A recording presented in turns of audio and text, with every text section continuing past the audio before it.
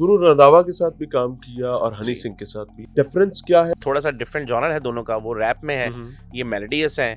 इस डिफरेंस के अलावा आई स्वेयर कोई डिफरेंस नहीं है। वो आपको ब्रो से स्टार्ट करेंगे और ब्रो से चलते रहेंगे और ब्रो से ही खत्म हो रहा होगा। पाकिस्तान के हवाले से हमें कोई बड़ी इनपुट मिल नहीं पाई, या यहाँ से कोई उस इनपुट का हिस्सा नहीं बनना चाह रहा था, अवेयरनेस नहीं थी। कोक स्टूडियो, पूरी दुनिया आपके कोक स्टूडियो की बात करी। एक बता दें, आपका कोक स्टूडियो एक तरफ है, आप इंडिया के भी उठा के देख लें, ऑफ लेटली जितनी रील्स बनी है वो बोल रहे हैं यार ये कोक स्टूडियो जैसा हम क्यों नहीं बना सकते, हम इतने बड़े बड़े आर्टिस्ट बना बैठे, हम कोक स्टूडियो क्यों नहीं बना पाए। टिकटॉक रील्स बनाते हैं, आप दुनिया के म्यूजिक उठा के देख लें, मैं आपको सारी स्टडीज भेज सकता हूँ। उनकी शुरुआत ही आज की डेट में टिकटॉक से है। क्यों टिकटॉक से है? क्योंकि टिकटॉक इस टाइम एक ट्रेंडिंग प्लेटफॉर्म, तो वो अच्छी साइड भी है, बैड साइड भी है। किसी पाकिस्तानी सिंगर को टच किया कभी? ऐसा हुआ नहीं, क्यों जरूरत ही महसूस नहीं हुई? टच इतने किया, बड़े नाम नहीं हैं। टच किया, बट जवाब बहुत गलत मिले जिसकी वजह से नहीं कर पाए।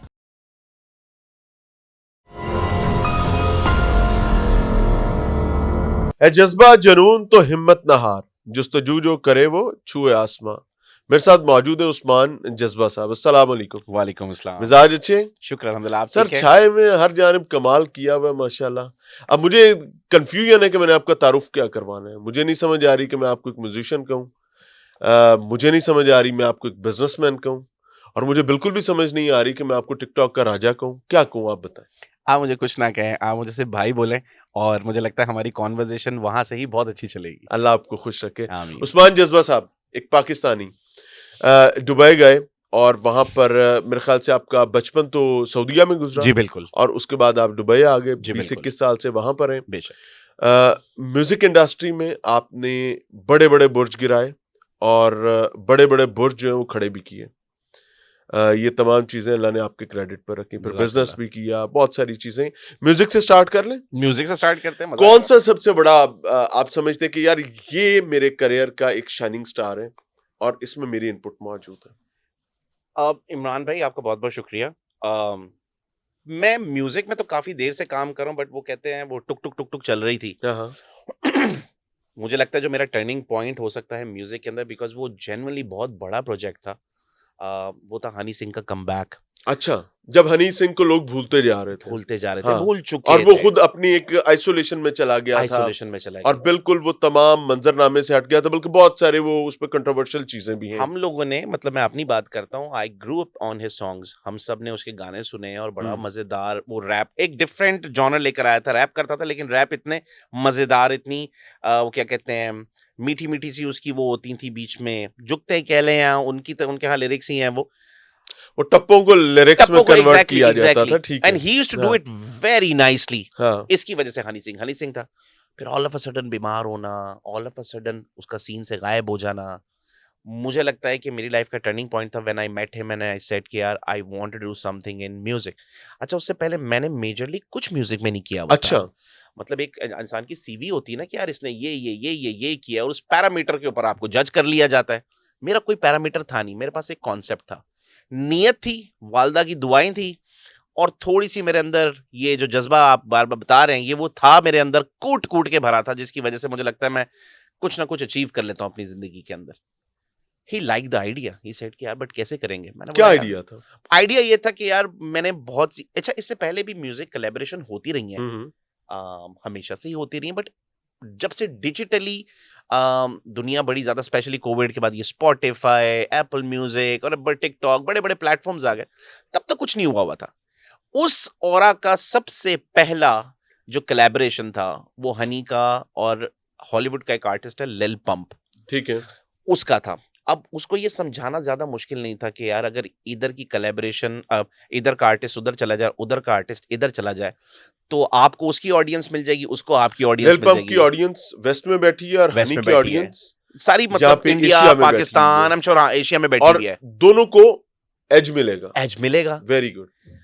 The moment I said this, he said let's do it. अच्छा इमरान भाई, बड़ी एक आयरॉनिक बात है, पता नहीं ये बोलनी चाहिए नहीं बोलनी चाहिए, बट मुझे लगता है ये उसका बहुत बड़ा क्रेडिट है, हनी का। he did not ask me money. अच्छा, I swear on Allah, he did not ask me money. और वो कम बैक कर रहे हैं अभी, and that's his comeback. He is still Honey Singh. Doesn't matter if making a comeback. एक second, वो बीमारी से उठ रहा है, हाँ, उसको लोगों ने आइसोलेशन में फेंक दी है, correct. उसके पास शायद फाइनेंशियल क्राइसिस भी है, कुड बी, और वो आपसे पैसे की कोई बात नहीं कर रहा कोई है. बात नहीं कर रहा. अमेजिंग. और मेरे बैक इन माइंड है कि मैं पूछूं या ना पूछूं.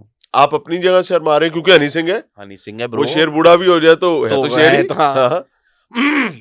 कॉन्वर्जेशन के अंदर शाम में ऐसे ही वो मुझे, मैंने बातों बातों में स्लिप किए बातों से कि यार इंसान को ना अपनी ग्रोथ देखनी चाहिए, और बड़े टाइम के, और पैसा तो हम कमा ही लेते हैं. हनी ने कहा. हनी ने कहा, इसने कहा लेकिन तेरा विजन बड़ा है, और मुझे लगता है कि मेरे लिए भी बड़ा इंपॉर्टेंट है, बट इस गाने में मैं ही हूँगा, भले वो कोई भी आ जाए, ये मैं तुझे अभी लिख के देता हूँ. हालांकि मैं कम बैक कर रहा हूँ, पता नहीं वो क्या चीजें हो, हाथ कांपते थे उस टाइम के ऊपर बहुत ज्यादा उसके. He was not what he was. जो देख रखा था दुनिया ने उससे entirely different. संजय दत्त वाला सीन. Exactly. अच्छा, संजू तो still was, Sanjay Dutt was still came back, builded वही है, बॉडी वही है. हाँ, शायद उसको एक्टिंग में दोबारा रिवाइव करने के लिए एक दो शॉट्स ऐसे देने पड़ जाएं, लेकिन हनी तकरीबन बुझ चुका हुआ था. एक म्यूजिशियन के लिए क्रिएटिविटी इसलिए इंपॉर्टेंट है क्योंकि उसने वो लिरिक्स सोचने हैं, ठीक है, उसने वो रैप सोचना है. He can not sing it just for the sake of singing it. उसको प्रॉपरली वो गाना गाना है, वो मीटर्स उसने ठीक रखने हैं, फिर उसने अपनी उस प्रेजेंस को इतने बड़े चैलेंज करके, एक हॉलीवुड का आर्टिस्ट है उसके सामने मैंने रखना है. मतलब गुची गैंग लिल पंप का गाना जिसपे 1.5 बिलियन आए में, सारी चीजें छोड़ देते हैं, वो बिलियन को ही टच करना जो है एक चैलेंज होता है. ऑलरेडी उसका बेंचमार्क इतना है, और आप जो है अपने बेंचमार्क से बहुत नीचे हैं. अब मेरे लिए बड़ा इंपॉर्टेंट हुआ उन चीज़ों को समझना, देखना, गाने आ रहे हैं, वापस जा रहे हैं, कई वर्जन्स हमने बनाए. इनफैक्ट मैं एक ऐसी बात आपको बीच में भी बताता हूँ कि हमने ना, डीजे शैडो ने इसका म्यूजिक दिया था, very known producer and good DJs in the world. He sent me one version, he said ये वर्जन ज्यादा अच्छा है, ये चलेगा. आई सेड नहीं, ये वर्जन चलेगा. अब मैं अपने म्यूजिक, अपने अंदर ही जो है वो एक प्रधानमंत्री बना कि नहीं this will work, but he still telling me. वो कहते हैं ना, तजुर्बे को कभी भी आप बीट नहीं कर सकते. तो मेरी लेटेस्ट जितनी भी वो टेक्निकल और डिजिटली में कितना वायरल चीजें जा रही हैं उसको देखता रहूं. He told me this will not work, this will work. Cut long story short, मैंने वो वर्जन एक्सेप्ट कर लिया कि यार ठीक है इसको ले लेते हैं. और कट टू के वो गाना बनता है, शूटिंग होती है, सारी चीजें हो जाती हैं, गाना रिलीज होता है कैसानोवा के नाम से. किसी ने लिल पंप को देखा ही नहीं उस गाने में. हनी को देख रहे हैं. Everyone is watching Honey. और हनी ठीक था उस बात में. और Honey was absolutely right on what he said.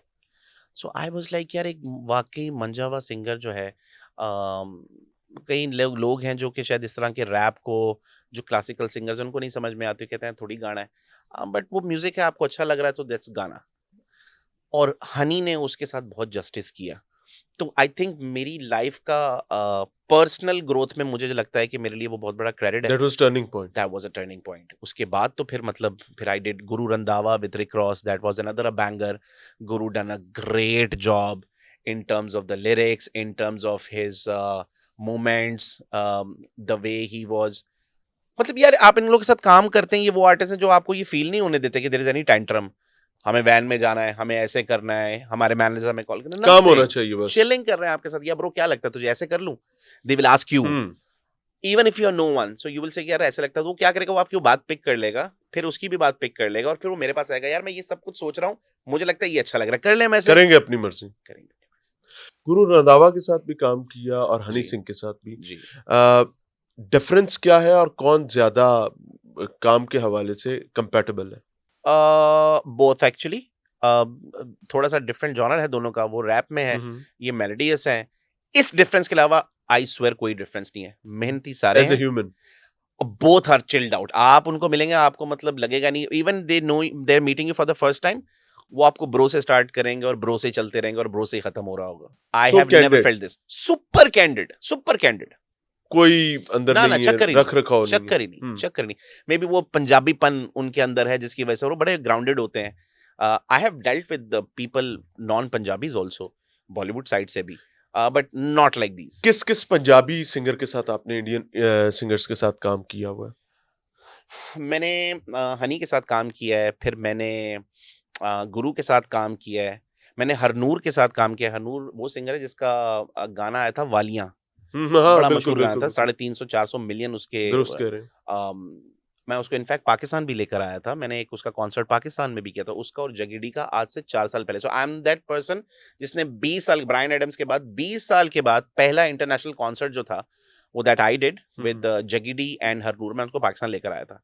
But उसमें भी कुछ ऐसी चीजें हुई जिससे मेरा बड़ा दिल जो था वो टूटा, क्योंकि not because of right people I got, marketing ठीक तरीके से नहीं हो पाई, मेरे लिए नया था ये मुल्क, क्यों, हाँ दो मैं Pakistani but I never lived here, तो वो इवेंट सही तरीके से हुआ नहीं। अच्छा, मैं इस साइड के ऊपर हरनूर और जगीडी कर रहा हूँ जहाँ पर 20 साल के बाद इंटरनेशनल आर्टिस्ट आ रहे हैं, और डिफेंस के अंदर ये हमने इकबाल गार्डन्स में किया था, और वहाँ डिफेंस के अंदर मुझे याद नहीं, एक दो और आर्टिस्ट थे बट वेरी यंग आर्टिस्ट, उनका इवेंट था। उस इवेंट के अंदर 15,000 बंदा था, और मेरे इवेंट के ऊपर आई थिंक 4,000 पीपल। रीजन क्या थी? क्या पाकिस्तानी एनवायरनमेंट के मुताबिक नहीं कर पाए थे नहीं, मुझे लगता है मैं पाकिस्तानियों को नहीं समझ पाया था। अब now you need to read between the lines कि शायद मैं पाकिस्तानियों को नहीं समझ पाया था। मतलब मैं आपको ये मिसाल दे देता हूँ कि जिस दिन मैं इवेंट खत्म करके मैं सो भी गया हूँ, मैं अगले दिन का चेकआउट भी कर रहा हूँ, मैं चेकआउट करके जहाज में जा रहा हूँ, मैं बैठ गया हूँ, मैं तब तक लोगों को पेमेंट्स कर रहा था। अरे, and I was not supposed to pay those payments. कोई भी रैंडम आके कुछ भी कह के जा रहा है कि ये मैंने किया था, पैसे देने में का कोई कॉन्ट्रैक्ट है, कुछ नहीं है, पायन में तो खलोता नहीं सा, मिलिया नहीं सा तानू। मैं कहा मिला तो, तस्वीर नहीं खिंची है, देखो तस्वीर है ना, इन्ने पैसे ने। इस तरह के सिनेरियो में इमरान भाई, आई स्वेयर, जो सबसे बड़ी पेमेंट, और आप सब लोग क्लियर करके गए? एक सिंगल बंदा नहीं है जो ये कह सकता है जिनकी पेमेंट्स नहीं क्लियर हुई। इनमें इस तरह के लोगों में रैंडम में से जो सबसे बड़ी पेमेंट है वो 12 लाख रुपए की है। अच्छा, जिनको मैं जानता भी नहीं। इसमें बस ग्लोरी इवेंट्स वाले हैं, पूरा पाकिस्तान उनको जानता है, आतिफ, आकिब, ये दो लोग हैं जिनने मेरा बहुत ज्यादा साथ दिया। शाजिया मंजूर जी ने मेरा बहुत ज्यादा साथ दिया।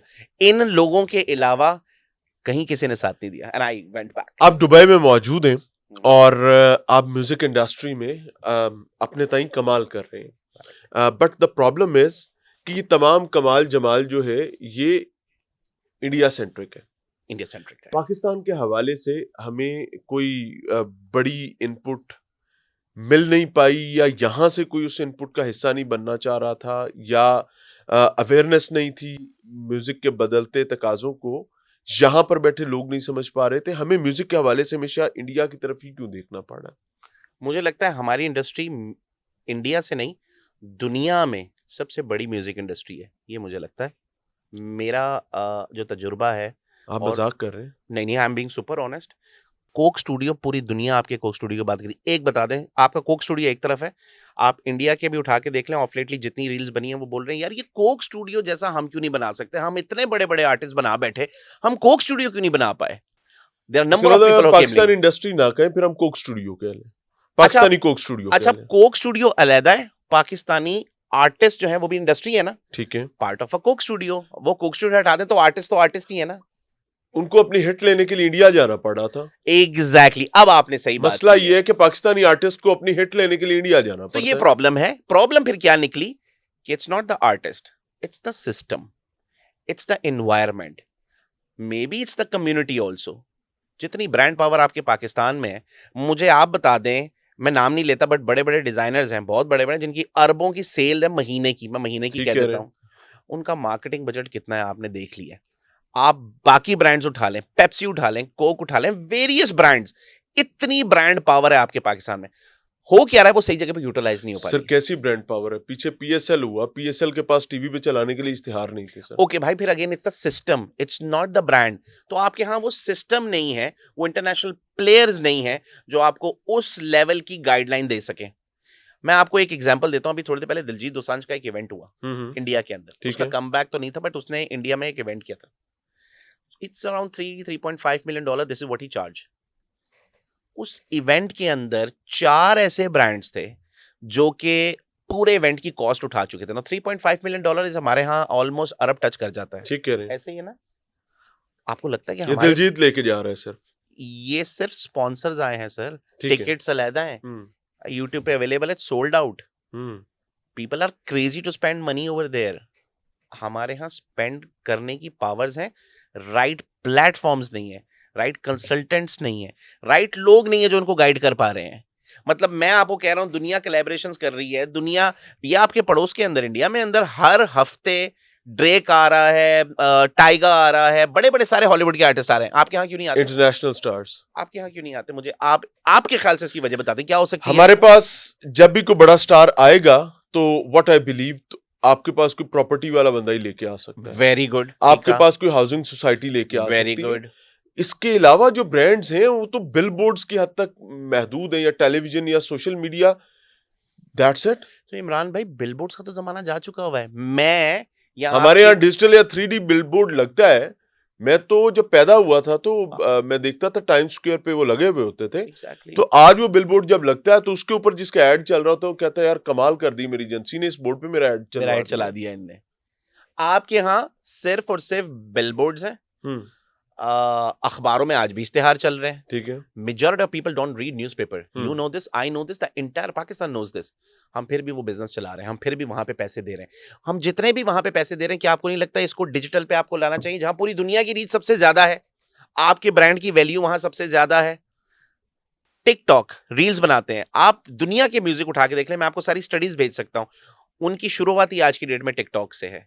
क्यों टिकटॉक से है? क्योंकि टिकटॉक इस टाइम एक ट्रेंडिंग प्लेटफॉर्म है, दुनिया का फर्टाइल सबसे बड़ा। एनवायरनमेंट देता है आपको वायरल होने के लिए। तो वो अच्छी साइड भी है, बैड साइड भी है, हर चीज की। बट आपने आज के प्लेटफॉर्म पे, पर चले म्यूजिक को छोड़ देते हैं, हर बड़ी बड़ी जितनी भी कंपनी है वो सारी डिजिटल हो चुकी हैं।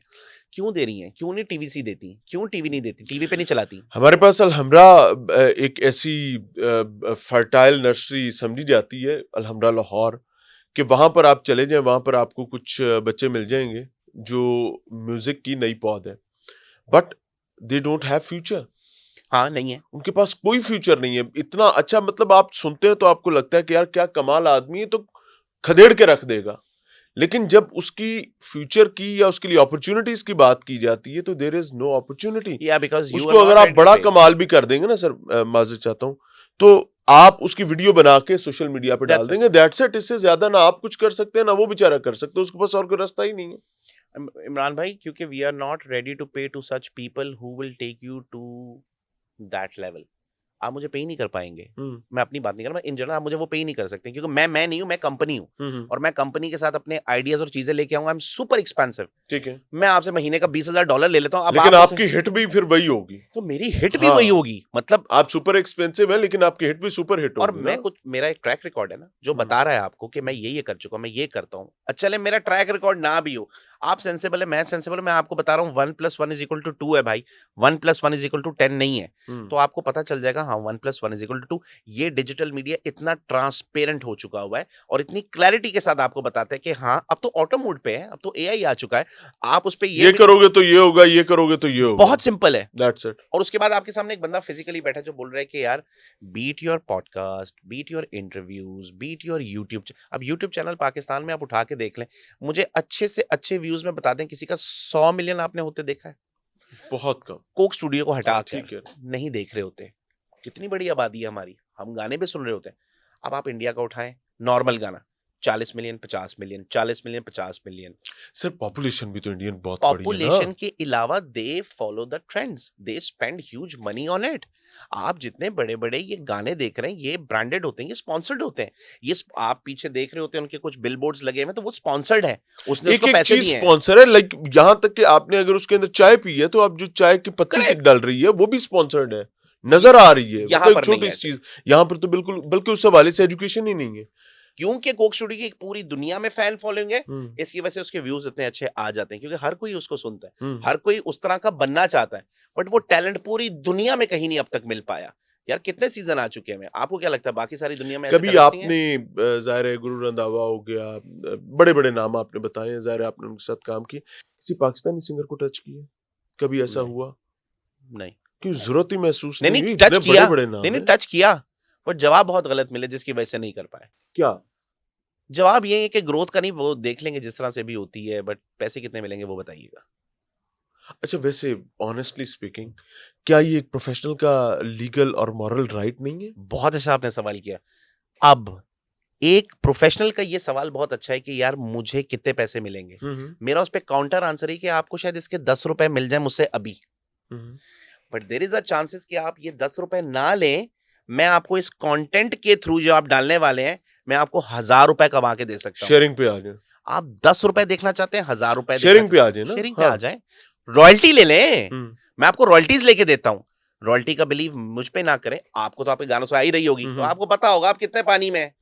तो let's not work on that 10 rupees, let's work on that 1000 rupees, जो आपको पता है बाय डिफॉल्ट मेरे पास नहीं मुर्गी पे बात करते हैं, तो वो आपके पास आनी है, मेरे पास नहीं आनी। उसमें आपका पे मास्टर लगा, मेरे पास आए, मैं आपको दूं, मैं खा भी सकता हूँ, नहीं, it's coming directly to you. ये कॉन्सेप्ट कब समझा पाऊं मैं किसी को?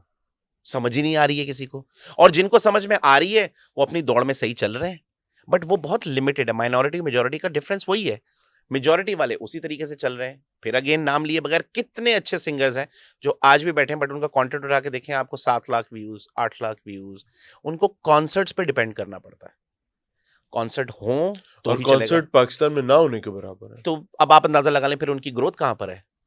तो कोई तो एक ऐसा प्लेटफॉर्म होगा। अभी मैंने देखा तो ऑफ लेटली अजमा बुखारी जी ने बहुत अच्छा काम किया था, अल हमरा के अंदर कुछ इवेंट्स करवाए थे। मैं भूल गया हूँ वो कौन सा, अभी कोई एक रिसेंट एक्टिविटी हुई थी पाकिस्तान में जिसमें उन लोगों ने 14 अगस्त था, 14 अगस्त के टाइम के ऊपर, और फिर जब ये हमने वॉर जीती थी उस टाइम के ऊपर, the amount of activities which they have done, पूरी दुनिया ने देखा, पूरी दुनिया ने बात सुनी, पूरी दुनिया ने कहा कि यार उनके इवेंट्स हो रहे हैं, वो दे आर सेलिब्रेटिंग। ये कैसे पता चलता है? ये तब पता चलता है when you spend huge amount of money and then you make noise all together, team work के साथ। अब ये तो गवर्नमेंट सेक्टर के, गवर्नमेंट लेवल पे हुआ ना, गवर्नमेंट हटा दें, मैं और आप गाने गा रहे हैं, कितनी corporate word is nowhere, no असल बात ये उसको होना चाहिए, उसको एग्जिस्ट करना चाहिए।